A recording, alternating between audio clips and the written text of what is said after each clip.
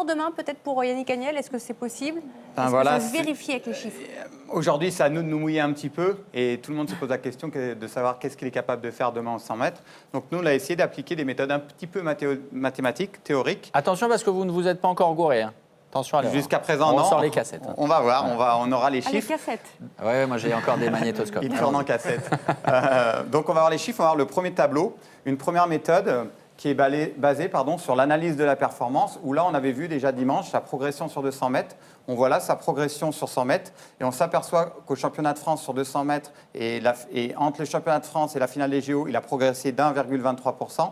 Si on fait la même progression, on extrapole pour un temps sur le 100 mètres, on aurait un temps potentiel de 47 secondes 43. Parce qu'on voit que la progression est quasiment la même depuis sur le 2008. 200 et le 100, Ouais. voilà. Je note le temps, hein. On vérifiera. C'est l'analyse de la performance. Il y en a d'autres. Une vous autre nous façon rassurez. d'analyser, c'est la stratégie dans la compétition. On va le voir sur ce tableau ici. C'est sa progression entre les demi et la finale. On sait que la demi, ça peut être de la gestion. La finale, il faut tout donner. Sur son 200 mètres, c'est une progression de 2,56% qui l'a amené à ce fameux temps. Entre la demi et la finale, ouais. Exactement. Et entre la demi et la finale, sur le 100 mètres, là encore une fois, si on extrapole, là on peut viser un temps à 47,00. Ah, carrément, 47,00. Et 47,00, on peut être champion olympique avec ce temps?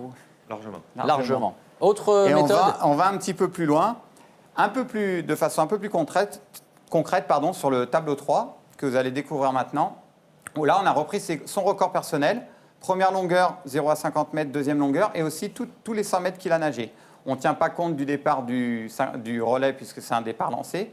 Et là, on s'aperçoit de quoi? Que finalement, sa première longueur la plus rapide, il l'a réalisée lors des demi. Donc même avec la fatigue, il a été capable de réaliser un premier 50 rapide.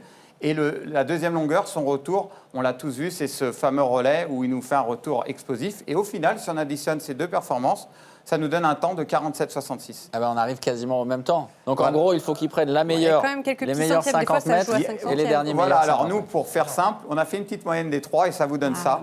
On a essayé de placer sa performance et là, on se lance. On dit que potentiellement, il est capable de réaliser, si on prend toutes ses progressions en compte, 47,36 demain dans la finale. C'est mieux que son record personnel. C'est très proche des records des meilleures performances en combinaison. Maintenant, ça reste de la théorie. Après, les spécialistes des bassins apprennent la chose un peu différemment. Oui, parce qu'on va finalement, vous allez l'appeler Bertrand Renard. Hein. Demain, vous changez le surnom. Bertrand Renard. Olivier, vous êtes évidemment, on l'imagine, entraîné